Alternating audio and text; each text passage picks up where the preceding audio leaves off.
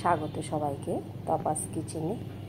আজ নিয়ে এসেছি সুন্দর একটা কাতলা মাছের রেসিপি।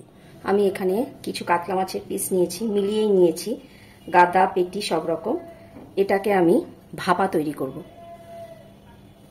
ভাপার জন্য মশলা নিয়ে নিয়েছি সর্ষে, পোস্ত, কাজু, আদা, রসুন, কাঁচা লঙ্কা আর নারকেল। মশলাগুলো পেস্ট করে নেব। প্রথমেই নিয়ে নিচ্ছি পোস্ত, বেশ কিছুটা পোস্ত নিয়ে নিলাম, 4 চামচ।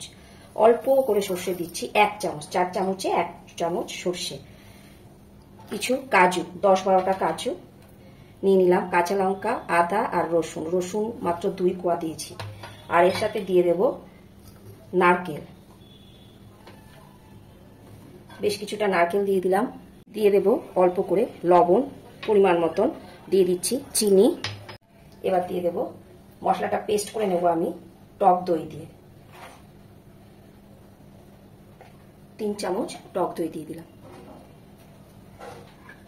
এবার মশলাটা আমি পেস্ট করে নিচ্ছি। মশলাটা আমি পেস্ট করে নিলাম, একদম মিহি পেস্ট। আমি খুব অল্প করে জল দিয়েছি, খুব সামান্য, এই বাটির 2 বাটি জল দিয়েছি। জল দিয়ে মশলাটা সুন্দর পেস্ট করে নিয়েছি। একটা বাটি নিয়ে নিয়েছি, ওটার মধ্যে মাছগুলোকে নিয়ে নেব আমি। মশলাগুলো দিয়ে ভালো করে মেখে নেব। মশলার বাটি ধোয়া দিয়ে দিলাম জলটা, মাখতে সুবিধা হবে একবারেই দিয়ে দিচ্ছি। মাখা হয়ে গেছে, ওপর থেকে দিয়ে দিচ্ছি কিছু তেজপাতা,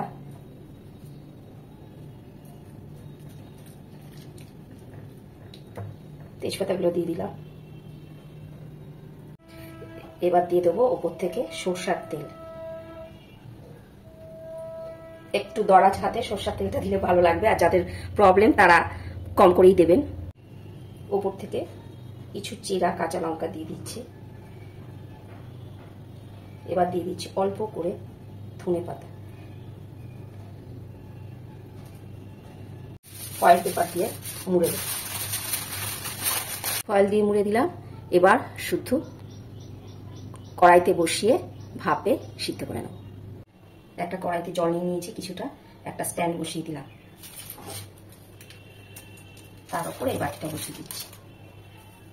উপর থেকে ঢাকনা দিয়ে দিচ্ছি। মিডিয়াম ফ্লেমে 10 মিনিট আমি এটাকে রান্না করে নেব, তাহলেই তৈরি হয়ে যাবে ভাপা কাতলা। 10 মিনিট পর ফিরে এলাম, খুলে দেখাচ্ছি। এই দেখুন কি সুন্দর গন্ধ বেরিয়েছে এটা খোলাতে।